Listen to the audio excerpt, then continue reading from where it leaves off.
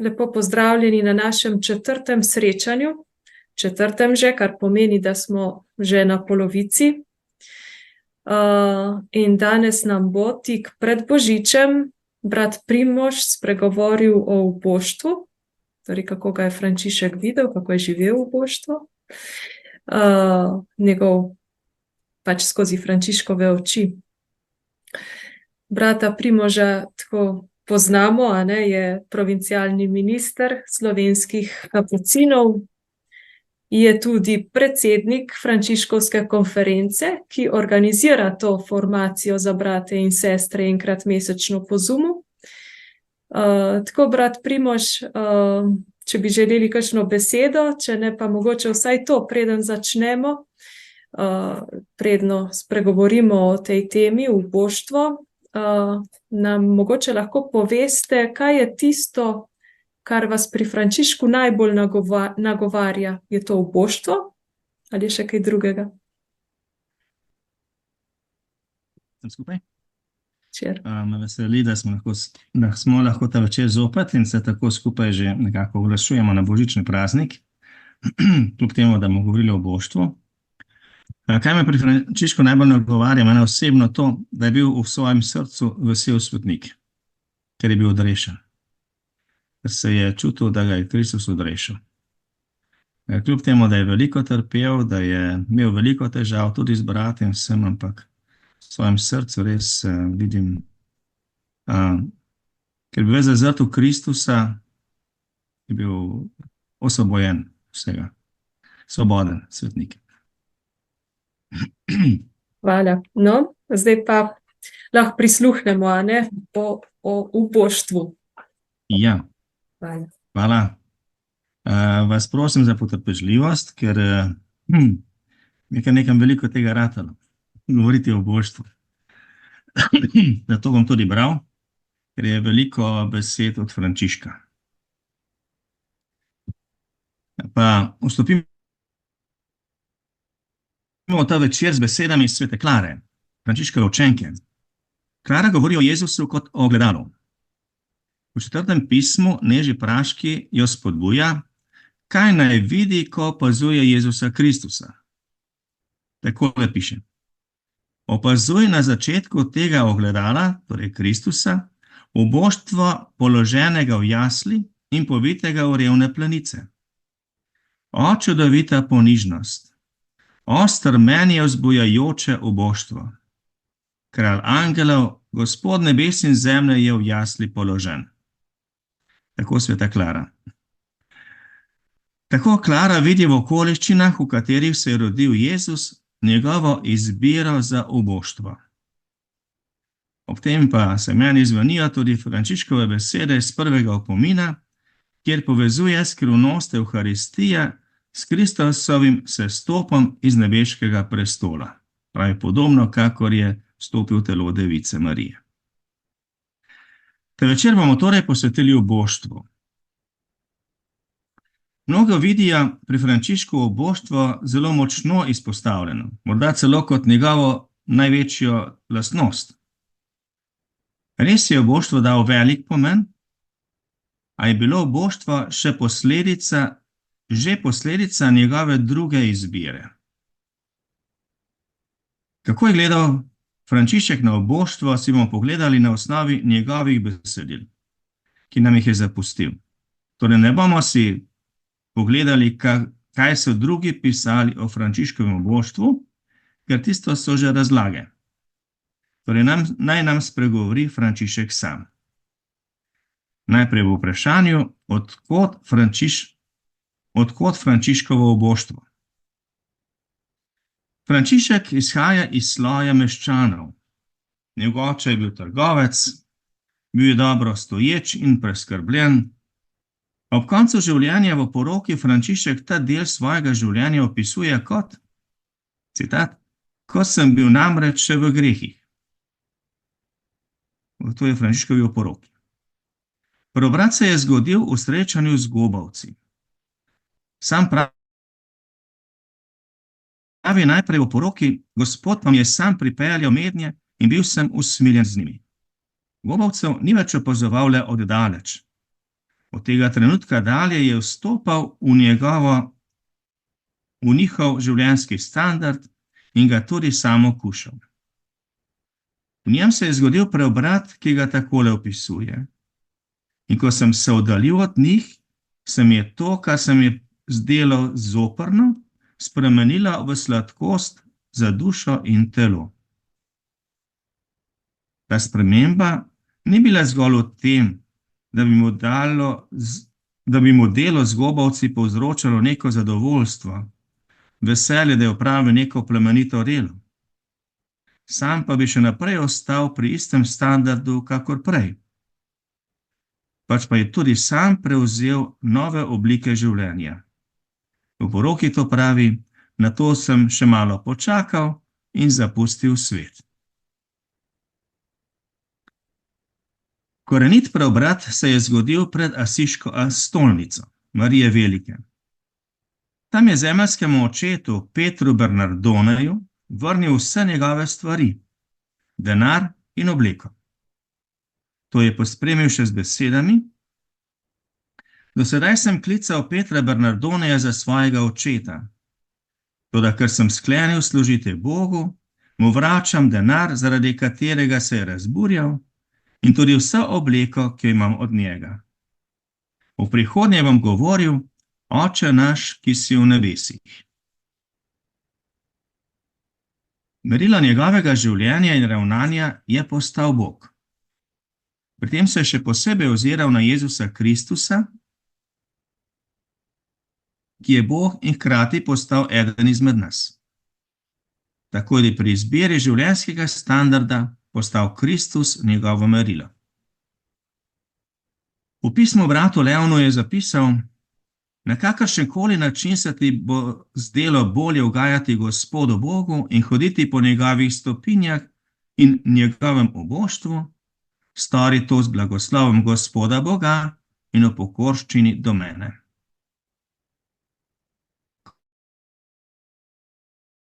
Konec citata. Frančišek v pogledu na Jezusa Kristusa odkriva tudi oboštvo. V potrjenem vodilu je zapisal, da je Gospod zaradi nas postal Bog na tem svetu. V nepotrjenem vodilu pa je zapisal, da je bil naš Gospod Jezus Kristus Bog in popotnik, ter je živel od miloščine, on sam in blažena devica in njegovi učenci. Ista misel je še enkrat citirana v odlomkih rokopisa iz katedrale v Worcesteru. V kasnejši redakciji pismo vsem kristjanom povezuje Kristusovo oboštvo z njegovim učlovečenjem.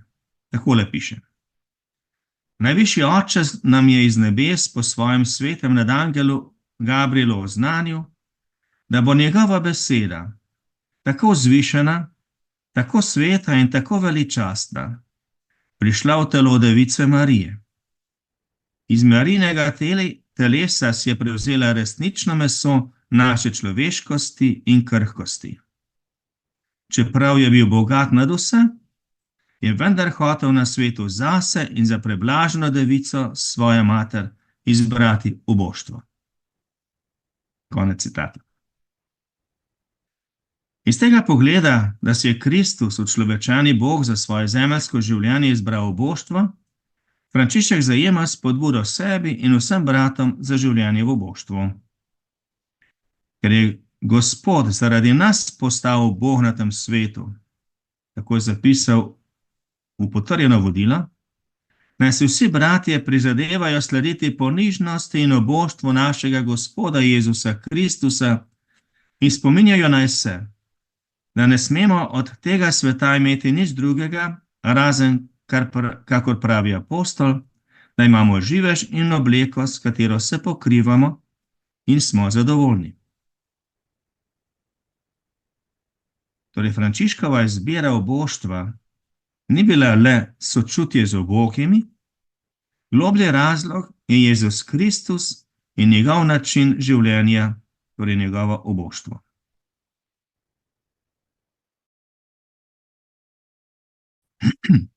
Uboštvo za Frančiška ni le v materialnih dobrinah, pač pa je najprej duhovna drža, ki se odraža potem tudi v konkretnem odnosu do materialnih dobrin. Ampak najprej tista notranja duhovna drža. Zato oboštva ne moremo prav razumeti, niti živeti brez pravega odnosa do Boga. Zopet citiram nepotrjeno vodilo: darujmo najvišjemu in vzvišenemu Gospodu Bogu vse dobrine in priznavajmo, da so vse njegove, ter se za vse zahvaljujemo njemu, od katerega prihaja vse dobro. Konec citata. Ker na vse stvari gleda kot na iz Boga izvirajoče. Vidi vsake stvari sled Boga.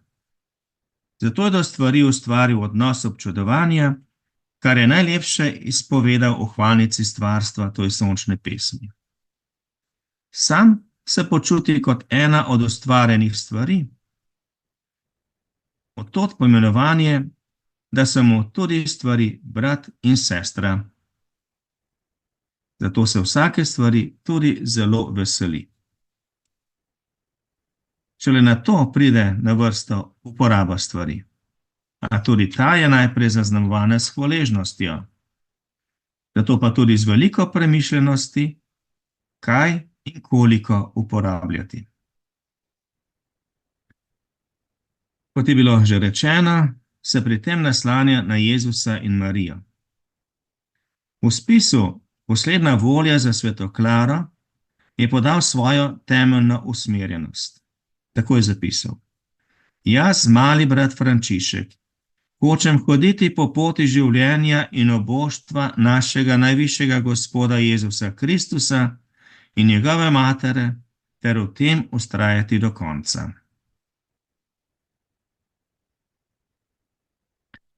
Svojo pot v oboštvu je opisal tudi s podobo poroke. Marsikdo od nas je že občudoval ta prizor, upodobljen na stropu spodnje Frančiškove bazilike v Asiziju. Frančišek se poroča z Gospo ubožnostjo.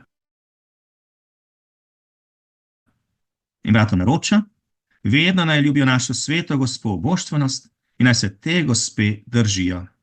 To je zapisal v Sienski oporoki. Frančišek vidi oboštvo tesno povezano z veseljem. V opominih pravi: kjer je oboštvo skupaj z veseljem, tam ni ne pohlepnosti, ne skoposti. Naprej, Frančišek vidi oboštvo tudi eno od zagotovil nebeškega kraljestva. To je tista vzvišenost najvišjega oboštva, ki je vas, moje predrage brate, postavilo za dediče in kralje nebeškega kraljestva. Naredila oboge v zemeljskih dobrinah, a povzdignila v krepostih. To je zapisal v potrjenem vadilu. Kako lepo povezuje nasprotje. Smo dediči nebeškega kraljestva, ubogi zemeljskih dobrinah in pa povzdignjeni v krepostih. Da bi zavaroval odločitev za oboštvo, naroča bratom tudi: odločno, pod pokorščino zapovedujem vsem bratom, naj vsi, kjerkoli so, ne drznajo ne sami, ne po drugi osebi prositi v rimski kuriji listine, to je privilegija, ne za cerkve, ne za kak drug kraj, ne pod pretvezo pridigniganja, ne zaradi telesnega preganjanja. To je zapisal v oporoki. Torej nobenih izjem ali pa opravičil. In da bi se bratje ne oddaljili od poti za Gospodom po njegovem vodilu, je naročil še: poleg tega pod pokorščino zapovedujem ministrom, naj prosijo Gospoda papeža za enega od kardinalov Svete rimske cerkve, ki bo to bratstvo vodil, ščitil in opominjal, da bodo vedno pokorni in podložni tej sveti cerkvi, ter stanovitni v katoliški veri, živeli v uboštvu in ponižnosti, ter po svetem evangeliju našega Gospoda Jezusa Kristusa, kakor smo trdno obljubili. Tudi to je zapisal v potrjeno vodilo. In tudi sestram Klarisam naročam, prosim vas, moje gospe, in vam svetujem, da vedno živite v tem najsvetejšem življenju in oboštvu. To je v spisu posebna volja sestri Klare. Kjer je prizadevanje za nekaj plemenitega, so tudi nasprotna teženja, torej sovražniki oboštva. Oboštvo ni samo po sebi umevno. Frančišek opozarja na mnoge oblike, kako bo naše oboštvo preizkušeno in katere nevarnosti oboštva vidi. Najbolj sistematičnih našteje v pismu vsem kristjanom v kasnejši redakciji. Takole. Vsi tisti pa, ki ne živijo spokorno in ne prijemajo telesa in krvi našega Gospoda Jezusa Kristusa in se vdajajo zabludam in grehom, ter hodijo po poti zle poželjivosti in v hudobnih težnjah, ter ne izpolnjujejo, kar so obljubili, ki meseno služijo svetu v mesenem poželenju, v zaskrbljenosti in pehanju za ta svet in skrbi tega življenja, prevarani od hudiča, čigar sinovi so in izvršuje njegova dela. Ti so slepi, ker ne vidijo prave luči našega Gospoda Jezusa Kristusa. Ti nimajo duhovne modrosti, ker v sebi nimajo Sina Božjega, ki je prava očetova modrost. In dodaja še, glejte, slepci, ki vas varujejo naši sovražniki. To je meso, svet in hudobni duh. Vi mislite, da boste še dolgo imeli v posesti ničevosti tega sveta. Toda motite se. Torej, če iz teh citatov naredimo seznam, kateri so tisti nasprotniki ali pa sovražniki oboštva, najdemo tele. Vdajanje zabludam, poželjivost, hudobne težnje, služiti svetu, zaskrbljenost, pehanje za ta svet, skrbi tega življenja, meso, to pomeni skrbeti zgolj za svoje telo, telesne potrebe, ter hudobni duh.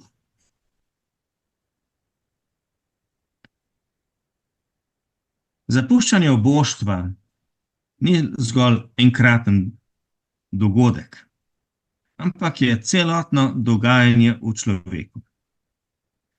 Skozi spise Frančišek večkrat opisuje, kaj se dogaja z bratom, ki se oddalji od oboštva.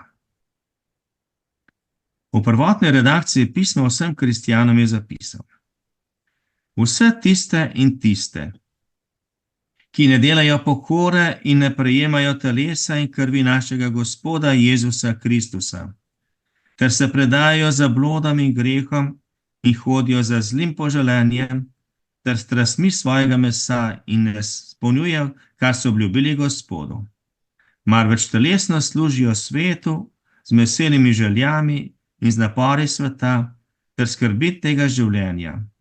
Te drži hudobni duh, čigar sinovi so, in opravljajo njegova dela. Torej, z tega malo zakompliciranega citata pravi tole. Na prvo mesto postavlja tisto, kar nas vodi stran od oboštva, nezvestoba redovnemu življenju. Kar pravi, ne delajo pokore in ne izpolnjujejo, kar so obljubili. Na to oddaljevanje od žive povezanosti s Kristusom. Ne prejemajo tela, pravi, ne prejemajo telesa in krvi našega Gospoda. To odpira vrata drugim potem, da človek gre na druga pota. Katere stvari še našteje kot ovira, pa tisto, kar nas odvrača od tega, da bi živeli v oboštvu? Človekovo ranjeno srce. V kasnejši redakciji pisma vsem kristjanom je zapisano: Mrtviti moramo svoje telesa z njih zablodami, ker Gospod pravi v evangeliju, vse zlo, zablode in grehe prihajajo iz srca. To je kasnejša redakcija. Pismo vsem kristjanom. Človekovo srce je ranjeno in zato dovzetno za slabo. V nepotrjenem vodilu dodaja še: in varujte se, da vam srca ne bodo obtežena za skrbljenosti tega sveta in skrbmi tega življenja. In pomislijo naj, kaj pravi Gospod. Varujte se, da vam srca ne bodo obtežena s požrešnostjo in pijanostjo in skrbmi tega življenja in da tisti dan ne pride nad vas nenadoma, kajti prišel bo kakor zanka čez vse, ki prebivajo po vsej zemlji. Tako je zapisal v nepotrjenem vodilu. Potem naslednja stvar, ki nas odvrača od uboštva, je človekova zaslepljenost. Zopet v kasnejši redakciji pisma vsem kristjanom beremo: glejte, slepci, ki vas varajo vaši sovražniki, to je meso, svet in hudobni duh. Vi mislite, da je telesu sladko delati greh in grenko služiti Bogu, kajti vse hudobije in grehi izhajajo in prihajajo iz človekovega srca, kakor pravi Gospod. Torej, vi, ki ste slepi. Na eni strani sta prijetno in neprijetno, na drugi strani dobro in slabo. Kako se povezujejo med seboj? Ali je res vsako prijetno tudi dobro in vsako neprijetno slabo? Kolikokrat se križajo, da je prijetno slabo in neprijetno je dobro? Potem naslednja, ki nas odvrača od uboštva, je lakomnost. V nepotrjenem vodilu Frančišek navaja Gospodove besede. Gospod zapoveduje v evangeliju: varujte se vsakršne hudobije in lakomnosti. In v pismu vsem kristjanom kasnejša redakcija pravi: vi mislite, da boste še dolgo imeli v posesti ničevosti tega sveta. Po eni strani Frančišek občuduje stvari, po drugi jih imenuje tudi ničevosti tega sveta. Kdaj čudovite stvari postanejo ničevost? Iz Frančiškovih misli lahko razberemo, da to naredi vsak človek osebno, sam. Človeku postanejo nekaj, na kar se zanaša. Postanejo njegova varnost, vrednost in daje jim ogromen pomen. Takrat stvari izgubijo svojo prvinsko vrednost, ker za človeka niso več božji darovi, pač pa pridobitev. Tako človek ob njih tudi sebe razvrednoti. V 5. opominu pravi: podobno bi ti nič ne koristilo, če bi bil lepši in bogatejši od vseh in bi tudi delal čudovite reči, tako da bi hude duhove izganjal. Vse to bi bilo proti tebi in bi nič od tega ne pripadalo tebi, ter bi se s tem prav nič ne mogel ponašati. Pač pa se lahko hvalimo le s svojimi slabostmi in s tem, da vsak dan nosimo sveti križ našega Gospoda Jezusa Kristusa. In še v 2. opominu: tisti je od drevesa spoznanja dobrega, ki sebi prilašča svojo voljo, ter se ponaša z dobrinami, ki jih Bog izreka in izvršuje v njem. In si jih prilašča. In tako mu to ob prišepetovanju hudega duha s prekršitvijo zapovedi postane sad spoznanja zlega. Drugi opomin. Blago služabniku, ki vse, kar ima dobrega, vrača Gospodu.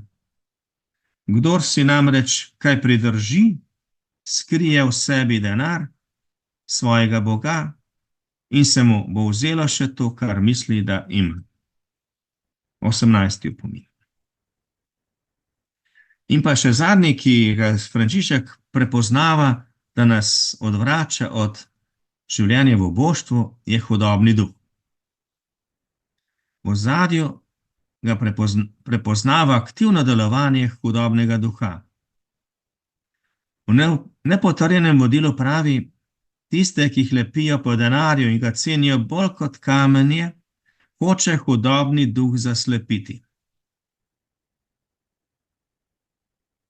Še naprej, skrbno se varujme hudobije in zvijačnosti Satana, ki noče, da bi človek dvigal duha in srce Gospodu Bogu.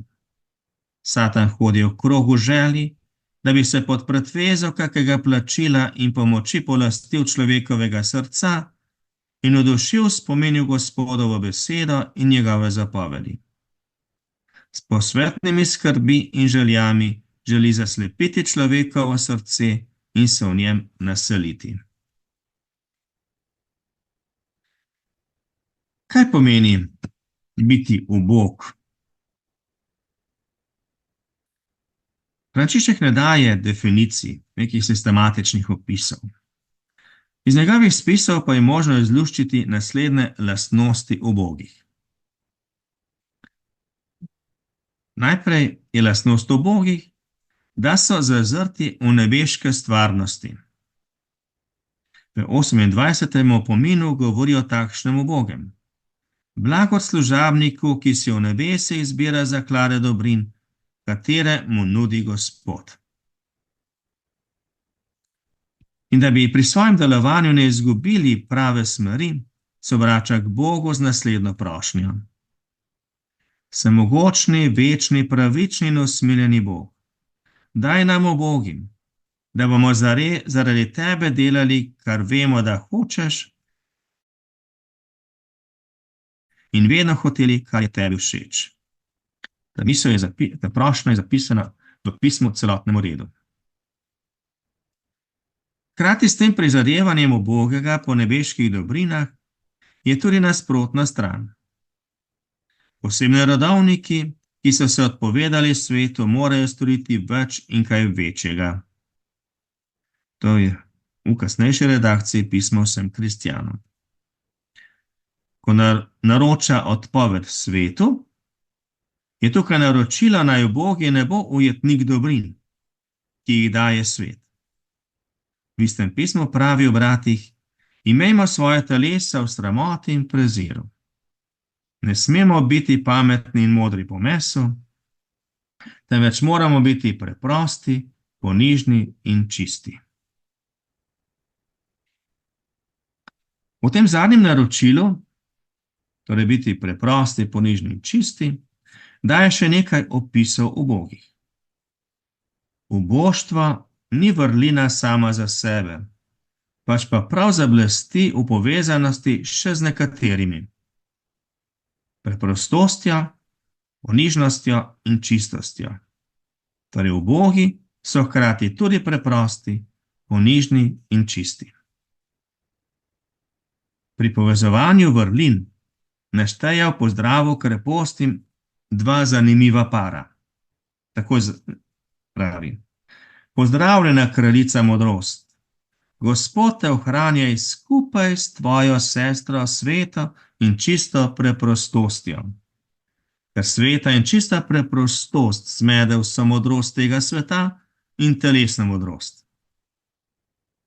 In drugi par je, gospa sveta uboštvenost. Gospod naj te ohranja skupaj s tvojo sestro sveto ponižnostjo.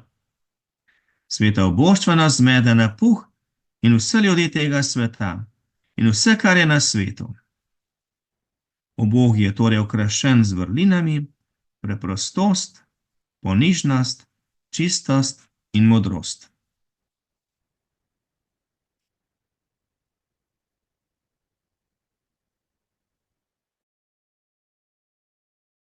Na nekaj mestih Frančišek sebe in brate imenuje, kar poimenuje ubogi, tako v pismu celotnemu redu, ali pa mi smo ubogi in grešniki, nepotrjena vodila in še smo ubogi, smo bedni in ubogi, nepotrjena vodila. In še eno prepoznavno znamenje ubogih. Uboge prepoznamo še po tem, kje se radi zadržujejo. V nepotrjenem vodilu Frančišek takole našteva družbo ubogih. In to iste besede najdemo tudi v odlomkih rokopisa iz katedrale v Worcesteru.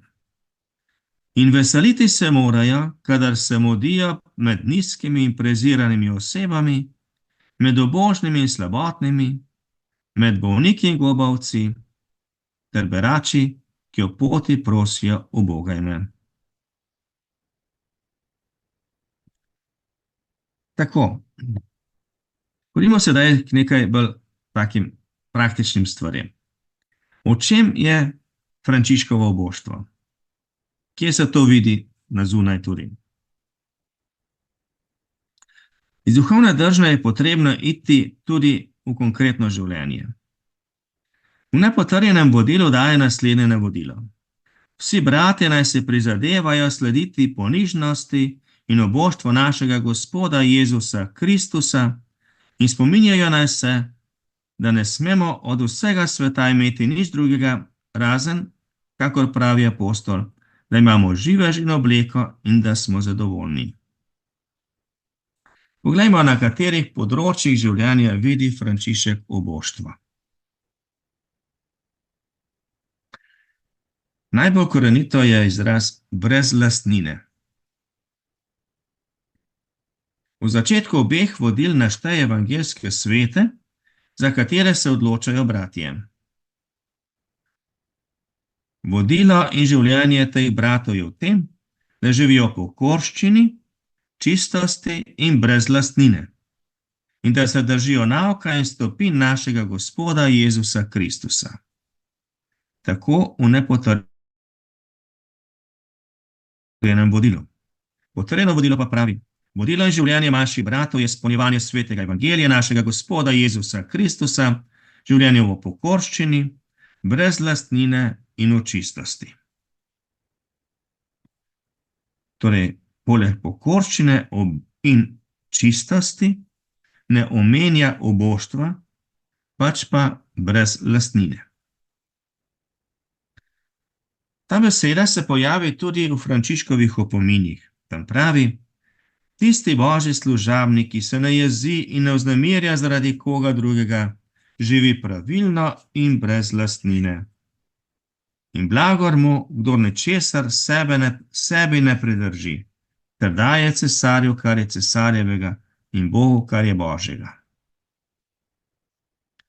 Uboštva, torej brez lastnine, za Frančiška pomeni svoboda.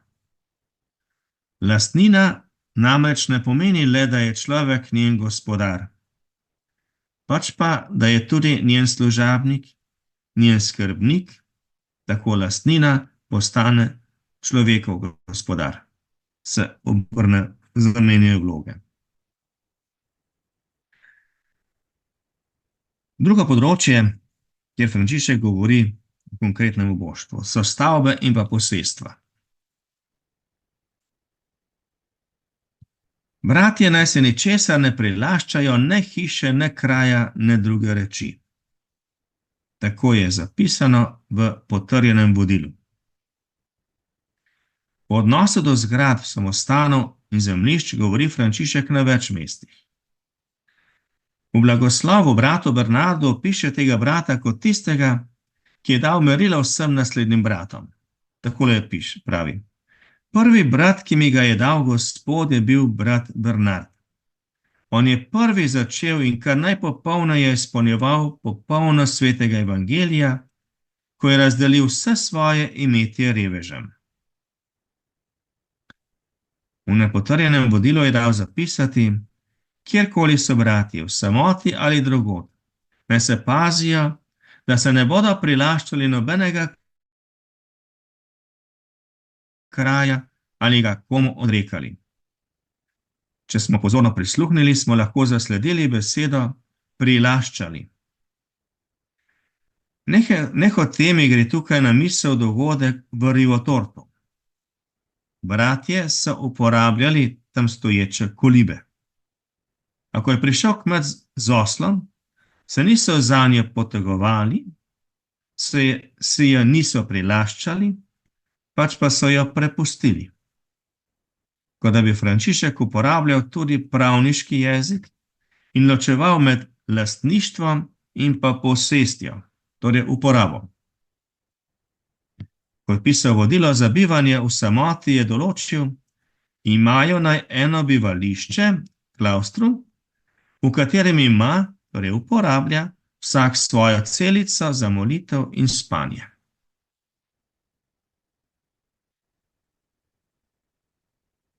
V obeh vodilih, nepotrjenem in potrjenem, se ukvarja s kandidati, ki želijo vstopiti v red in tudi z njihovim premoženjem. Prebrali bomo vrstice iz potrjenega vodila. Zelo podobne so tudi v nepotrjenem vodilu. Takole je zapisano. Če vse to verujejo in hočejo zvesto izpovedati in izpolnjevati do konca, tedaj naj jim reko besede svetega evangelija, da gredo, prodajo vse svoje imetje in poskrbi, da bo razdeljeno ubogim. Če tega ne morejo storiti, zadostuje njihova dobra volja. Glede tega drugega je v nepotrjenem vodilu malo bolj natančen. Tako pravi, če bi prišel nekdo, ki svojega imetja ne more razdeliti brez ovire, a ima nadnaravne nagibe, naj imetje zapusti, to bo zadostovalo. V vsakem primeru je potrebno svoje premoženje oddati. Naprej pa določa, kako naj pri tem spremljajo kandidata bratje. Tako pravi, bratje in njihovi ministri naj se varujejo, da se ne bodo vmešavali v njihove častne zadeve, da bodo svobodno naredili z njimi, kakor jim bo Gospod navdihnil. Če bi pa vprašali za nasvet, jih ministri lahko pošljejo kakim bogaboječim ljudem, da bodo po njihovem nasvetu svoje dobrine razdelili ubogim. Vse to dogajanje je na kratko povzel še v poroki. Tisti, ki so prihajali, da bi sprejeli to življenje, so razdelili ubogim vse, kar so mogli imeti. V povezavi s stavbami in zemljišči se Frančišek dotakne še nekaterih tem. Najprej vprašanje cerkva. V poroki pravi, bratje naj se varujejo, da nikdar ne bodo sprejemali cerkva, revnih stanovanj in vsega drugega, kar bi bilo zanje zgrajeno, če ni, kako se spodobi, v skladu s sveto božnostjo, ki smo jo obljubili v vodilu. In vedno naj tam gostujejo kot tujci in popotniki. Torej vprašanje, ali so bratje imeli cerkve ali kapele, nam bo pojasnil stavek iz prvega pisma Kustusom. Takole pravi, kelihi, korporali, oltarni okras in vse, kar se tiče evharistične daritve, vse to mora biti dragoceno. Iz tega lahko sklepamo, da so bratje imeli kapele in cerkve. Verjetno ni bila edina cerkev Marije Angelske v Porciunkeli. In zraven dodaja, da za Boga ni dobro karkoli. Torej, da so jih uporabljali. Očitno je bilo takrat odprto še naslednje vprašanje. Ali imajo bratje lahko živali ali ne? V nepotrjenem vodilu beremo, naročam vsem svojim bratom, klerikom in laikom, da nikakor in nikjer, kamor bodo šli ali kjer bodo prebivali, nimajo živine ne pri sebi, ne pri drugih, nekako drugače.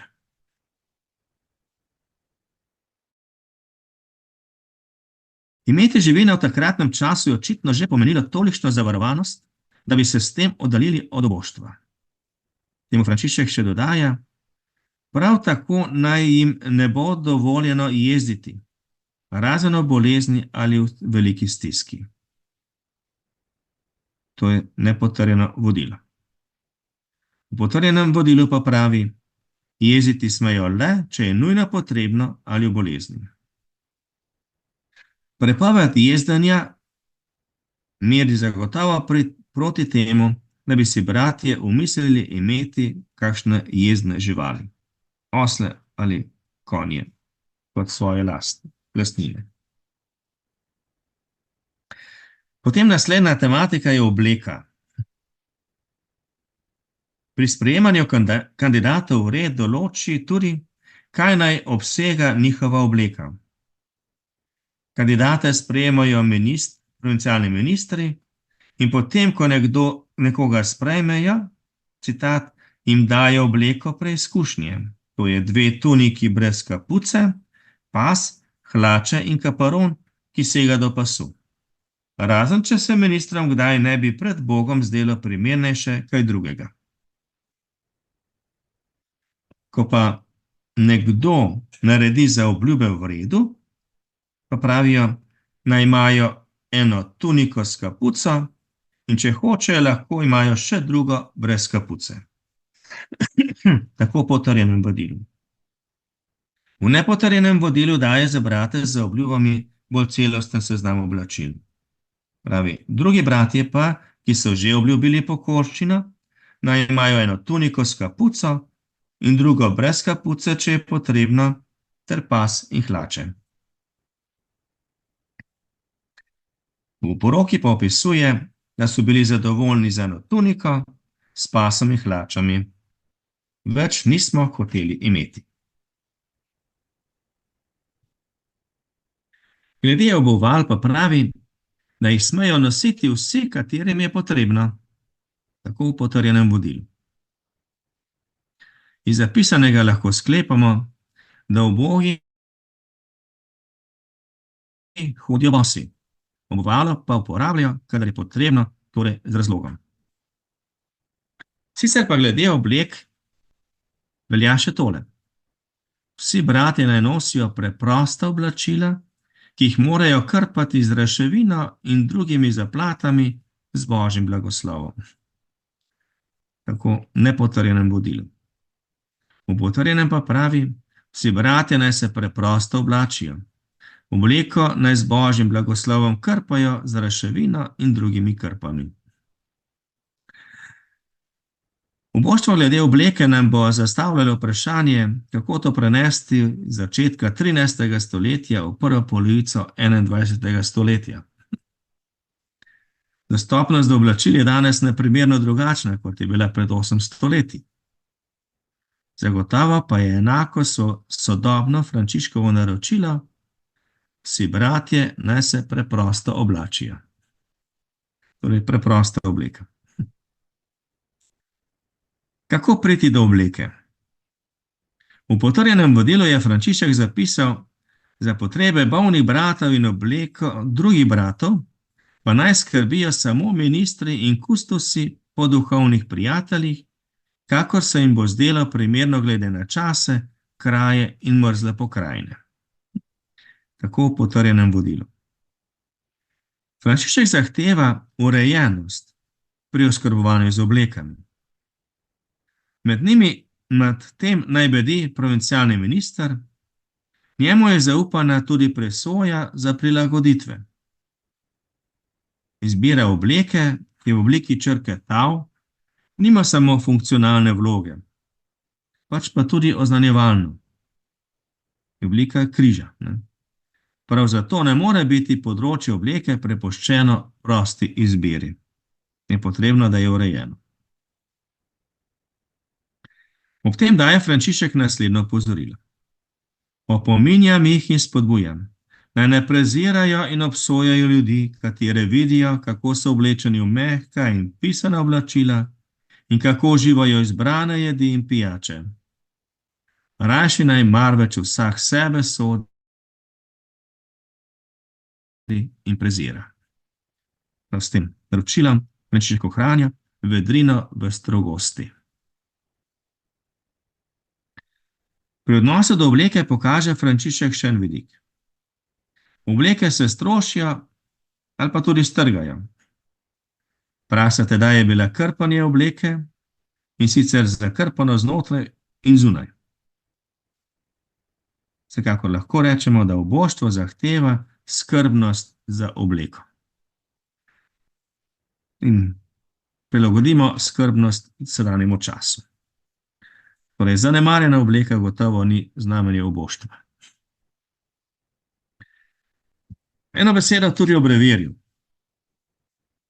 Frančišek je določil bratom tudi dnevni obseg molitev. V potrjeno vodilo je zapisal takole. Kleriki naj opravljajo molitvena bogoslužje po obredu Svete rimske cerkve, razen psalterija, zato bodo lahko imeli brevirje. Torej, bratje smejo imeti brevirje. Ampak glede na to, da takrat še ni bilo tiska in da so bili brevirji rokopisna dela, so bili torej zelo dragoceni. A kljub temu je brevir bil mišljen kot potrebščina, ki ni bila v nasprotju z oboštvom. Denar. Do denarja je imel Frančišek izredno odklonilen odnos. Na veliko mestih prepoveduje sprejemati denar. Naj ne sprejemajo prav nobenega denarja, ne sami, ne po kakem posredniku, ne potrjeno vodilo. A še naprej, noben brat, kjerkoli ali kamorkoli gre, naj torej nikakor ne sprejema in ne dovoljuje sprejemati denarja ali novcev. In to niti za obleko, niti za knjige, niti za nagrado, za kako delo. In sploh pod nobeno pretvezo ne. Tudi pod nepotrjenem vodilu. Pod nobenim pogojem naj bratje ne sprejemajo, niti ne dovoljuje sprejemati, ne prosijo, ne dovoljuje prositi denarja za miloščina, ne denarnih sredstev za kakih hiše ali kraje. V potrjenem vodilu pa pravi, vsem bratom odločno zapoveduje, naj nikakor ne sami, ne po drugi osebi ne sprejemajo denarja in novcev. Vedno pa velja, kakor je bilo rečeno, naj ne sprejemajo denarja in novcev. Še vedno v potrjenem vodilu. V naštetih citatih slišimo Frančiškovo veliko previdnost. Sprejemati denar ne dovoljuje le bratom, neposredno. Prepoveduje tudi, da bi kdo drug sprejemal denar za brate. Torej, da bi denar imeli spravljen pri nekom drugem. Ne? Ob tem se zastavlja nekaj vprašanj. Zakaj je Frančišek imel tako negativen odnos do denarja? Kaj je denar pomenil v njegovem času? Oziroma, kaj je pomenilo v njegovem času imeti denar? Lahko se tudi sprašujemo, katera stvar v sedanjem času bi lahko pomenila to, kar je pomenil denar v Frančiškovem času. So to morda naložbe, nepremičnine, zlate palice ali kaj drugega. Pri zbiranju denarja Frančišek pozna tudi izjem. V enem izmed zgornjih navedkov, kjer prepoveduje prejemati denar, zraven dodaja, razen če gre za očitno potrebo, v kateri so bolni bratje.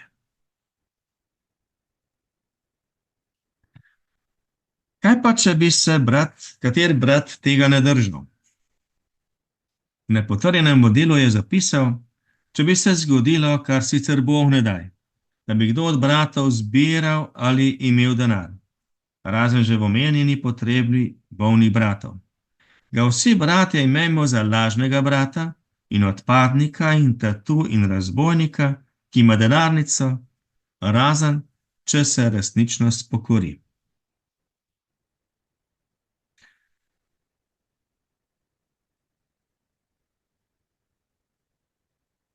Zaključimo Frančiškov pogled na denar še z mislimi, v katerih pojasnjuje takšen negativni odnos do denarja. V nepotrjenem vodilu je zapisal: tisti, ki klepijo po denarju in ga cenijo bolj kot kamenje, hoče hudobni duh zaslepiti. Zato daje navodila, kako naj bratje gledajo na denar. Če bi našli denar, naj se zanj ne menijo bolj kakor za prah, ki ga teptamo z nogami. V nepotrjenem vodilu. Ista misel je ponovljena še v odlomkih, ki jih je ohranil Hugo Digne. O denarju, ki ga najdejo, je govoril svetnik takole: če bi našli denar, naj se zanj ne menimo bolj kakor za prah, ki ga teptamo z nogami.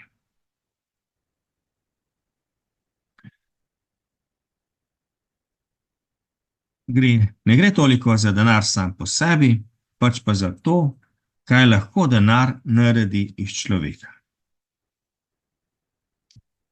Naslednja tematika, povezana z oboštvom, je delo. Frančiškovi redovi se imenujemo sicer tudi beraški redovi, zaradi pobiranja miloščine. A Frančišek daje prednost pred pobiranjem miloščine delu. Pri tem je zelo odločen. V oporoki je zapisal o sebi: jaz sem delal in hočem delati s svojimi rokami in odločno zahtevam, naj vsi drugi bratje opravljajo delo, ki naj bo pošteno. Zelo jasna beseda, ne? Vsem, to je v Frančiškovi oporoki. Vsem bratom naroča: bratje, ki znajo delati, naj delajo in opravljajo tisto obrt, ki jo znajo, če ni v nasprotju z veličanjem duše in če jo morajo pošteno opravljati. To je Frančiškovo nepotrjeno vodilo. In pa odlomki, ki jih je ohranil Hugo Digne. Bratje, ki jim je Gospod dal milost, da lahko delajo, naj delajo zvesto in predano. Potrjenem vodilu. Vse službe, ki ne nasprotujejo našemu načinu življenja, morajo bratje opravljati z Božjim blagoslovom. Torej lahko opažamo, da je Frančišek zelo spodbujal delo in bil delu zelo naklonjen.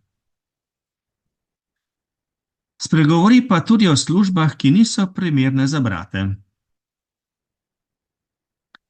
V nepotrjenem vodilu pravi: v katerih koli krajih živijo bratje pri drugih, da jim služijo ali delajo zanje, naj ne bodo zakladničari ali tajniki, pa tudi ne upravniki v tistih hišah, v katerih živijo oziroma služijo. Tudi naj ne sprejemajo nobenega opravila, ki bi povzročalo pohujšanje ali bi škodovalo njihovi duši. Ostanejo naj marveč manjši od vseh in podrejeni vsem, ki živijo v isti hiši. In naprej pravi: sicer pa je ministrova naloga, da določa bratom delo. Vsak naj ostane v tisti obrti in službi, kjer je bil poklican v skladu z ministrovo odredbo. V potrjenem vodilu. Ko gre za opravljanje dela, Frančišek daje naslednje dovoljenje. Dovoljeno pa naj jim bo imeti orodje in priprave, ki jih potrebujejo za svojo stroko. Dovoljeno jim imeti orodje in pa priprave, ki jih potrebujejo za svoje delo. Lahko rekli, zelo sodobno. Zakaj tolikšna odločnost naj bratje delajo? Vsi bratje naj si vneto prizadevajo za zaposlenost s čim dobrim, kajti pisano je: vedno delaj kaj dobrega, da te hudobni duh najde zaposlenega. In spet, brez delja je sovražnik duše, zato morajo služabniki vedno vztrajno moliti in kaj dobrega delati. Tako je zapisal v nepotrjeno vodilo. In v potrjeno vodilo: delajo naj tako, da se bodo ugibali lenobe, je sovražnica duše, vendar pa da ne bodo ugašali tistega duha svete molitve in pobožnosti, ki mu morajo služiti vse častne stvari. Hugo Digne je v odlomkih ohranil takole Frančiškovo naročilo. Zato je takole določil pred bulo v vodilu. Božji služabniki morajo vedno vztrajno moliti in kaj dobrega delati. Tukaj se Frančišek oziroma privzema Benediktovo naročilo. Moli in delaj. Po poroki zato odločno še pravi, tisti, ki ne znajo delati, naj se naučijo. Pa ne želje, da bi prejemali plačilo za delo, marveč zaradi zgleda in da preženejo brezdelje. Kaj pa plačilo? Kot plačilo za delo naj sprejemajo za delo Kot plačilo za delo naj sprejemajo za telo potrebne reči zase in za svoje brate, razen denarja in novcev. To pa ponižno, kako se spodobi božjim služabnikom in privržecem svetega oboštva. Torej, tudi plačilo naj prejemajo ponižno, bi lahko rekli, kot dar. In tako je zapisano po potrjenem vodilu in nepotrjenem, bratje naj se varujejo, da ne bi zaradi sramotnega dobička hodili po svetu.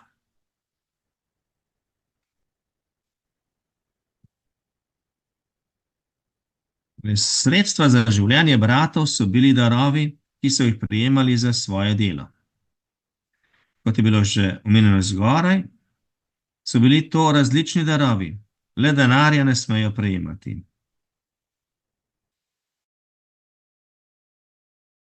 O pogledu, kako je življenje dejansko odvijalo, pa je Frančišek v poroki zapisal. In kadar nam niso dali plačila za delo, smo se zatekli k mizi Gospodovi, proseč miloščine od vrat do vrat. Tako da je tudi vprašanje miloščine povezano z oboštvom. Zbiranje miloščine je bil izraz življenja v oboštvu. To je predvidel Frančišek tudi pri sestavljanju vodila. V 7. poglavju nepotrjenega vodila je zapisano, kadar bi bilo potrebno, naj gredo in prosijo za miloščino, kakor drugi ubogi. In potem še v 9. poglavju, kadar bi bilo potrebno, naj gredo prositi miloščine. V potrjenem vodilu pa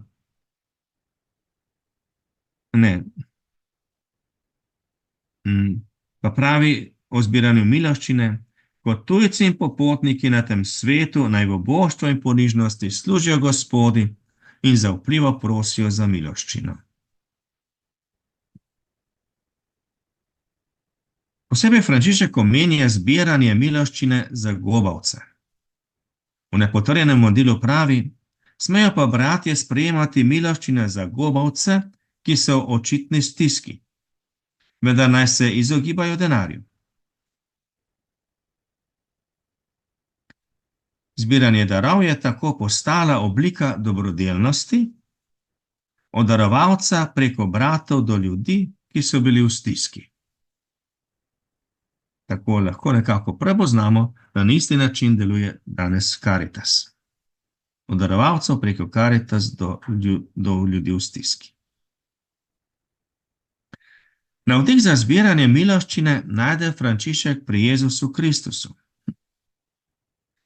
V nepotrjenem vodilu pravi, in miloščina je dediščina in pravica, ki gre v Bogi in ki nam jo je pridobil naš Gospod Jezus Kristus.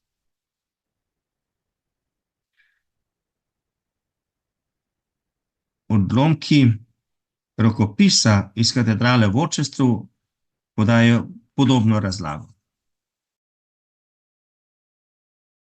Vedo naj, da je miloščina dediščina in pravica, ki gre v Bogi in ki jo je pridobil naš Gospod Jezus Kristus.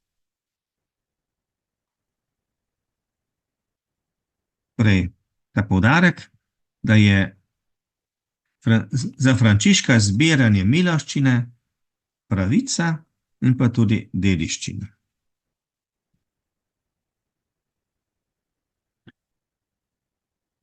Zbiranje miloščine ni bilo zgolj pridobivanje sredstev za življenje. Frančišek v tem delu vidi tudi priložnost za dobro delo darovalca.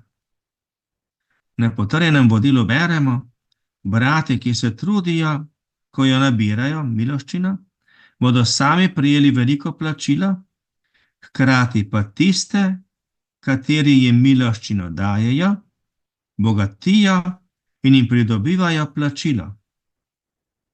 Kajti propadlo bo vse, kar bodo ljudje zapustili na svetu, samo za ljubezen in miloščino, ki so jo dajali, bodo prijeli plačilo od Gospoda.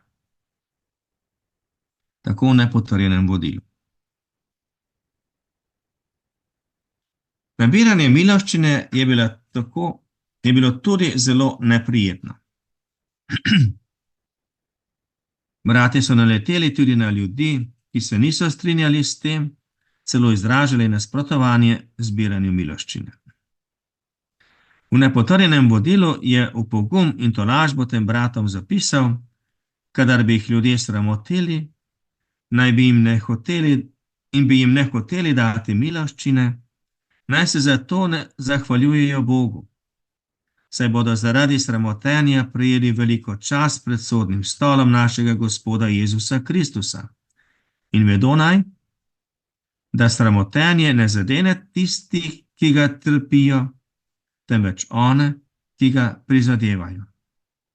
Torej, sramotenje ni v nečast tistemu, kdor je sramočen, ampak tisti, ki sramoti. Zaključimo pa še z tako zelo bratskim pogledom. Odkrivati potrebe drug drugemu. Frančišek kaže na strogost življenja, hkrati pa je tudi velikodušen. Na potrjenem vodilu spregovori, kako ravnati, kadar bodo bratje zašli v stisko. Takole pravi: v času očitne potrebe naj vsi bratje uporabljajo potrebne reči, kakor jim jih Bog podarja v svoji milosti. Kajti stiska ne pozna zakona. Tako v nepotrjenem vodilu. Pred seboj imamo lahko dogodek v Rivotortu, ko so zaradi enega brata vsi prekinili post in skupaj z njim jedli. V povezavi z ravnanjem v stisku naroča bratom tudi tole: z vso zaupnostjo naj odkrivajo drug drugemu svoje potrebe, da bi našli in mu postregli s tem, kar je potrebno. Za marsikoga je stopiti pred brata ali ga prositi dejanje izničenja samega sebe, neke oblike duhovnega oboštva. In k temu dodaja še tole: in vsakdo naj stvarmi, ki mu jih v svoji milosti podarja Bog, ljubi in hrani svojega brata, kakor mati ljubi in hrani svojega sina. Kar je prijel eden od bratov, pripada vsem bratom. Nihče naj se nič ne zadrži zase. Tako, hvala za potrpežljivost, tisti, ki ste vztrajali do konca. Čeprav govorimo o oboštvu, je Frančišek zelo bogat o pisanju o oboštvu. Zato se je tako veliko tega nabralo. Hvala in upam, da je kaj koristnega bilo.